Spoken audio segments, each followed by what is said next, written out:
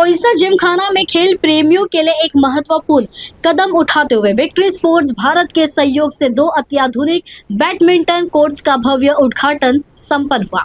इस गरिमामय अवसर पर उत्तर मुंबई के जनसेवक एवं पूर्व बीजेपी सांसद गोपाल शेट्टी मुख्य अतिथि के तौर पर मौजूद रहे। इन नए कोर्ट्स का उद्घाटन अंतर्राष्ट्रीय बैडमिंटन खिलाड़ी अक्षन करुणाकर शेट्टी ने किया। इस अवसर पर राष्ट्रीय स्तर के खिलाड़ी स्वास्तिक शेट्टी की विशेष मौजूदगी ने कार्यक्रम की शोभा और बढ़ा दी। कार्यक्रम के दौरान पूर्व सांसद श्री गोपाल शेट्टी जी ने अपनी प्रतिक्रिया देते हुए कहा कि खेल केवल शारीरिक विकास का माध्यम नहीं है, बल्कि ये युवाओं में अनुशासन, आत्मविश्वास और नेतृत्व क्षमता का भी विकास करता है। उन्होंने कहा कि स्थानीय स्तर पर ऐसी अधूरी खेल सुविधाओं की उपलब्धता से क्षेत्र के युवाओं को अपनी प्रतिभा निखारने का उत्तम अवसर मिलेगा और वे राष्ट्रीय एवं अंतर्राष्ट्रीय स्तर पर उत्कृष्ट प्रदर्शन कर सकेंगे।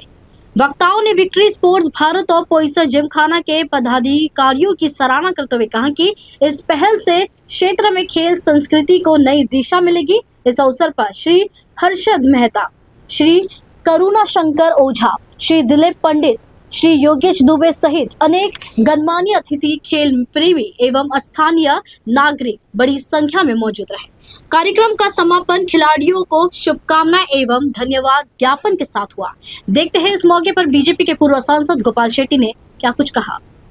निश्चित आज मैं मुकेश भंडारी और करुणाकर शेट्टी और उनके पूरे टीम को बधाई देना चाहता हूं, उनका अभिनंदन करना चाहता हूं। एक बहुत बढ़िया बैडमिंटन कोर्ट का यहाँ पर अभी हमने उद्घाटन किया।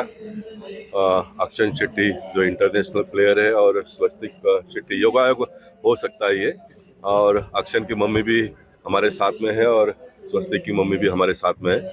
और पोईसा जिमखाना के माध्यम से बहुत बड़े बड़े उपक्रमों का हमने शुभारंभ करते हुए लोगों को सुविधा प्राप्त करके दी।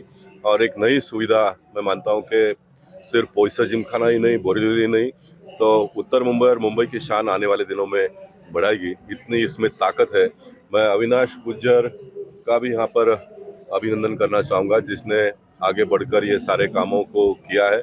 बाकी बहुत सारी बातें हैं, हम बाहर अभी जो लोगों को मैं मार्गदर्शन कहूँगा या तो अपने मन की बात कहूँगा, उसमें उजागर करने का प्रयास करूँगा।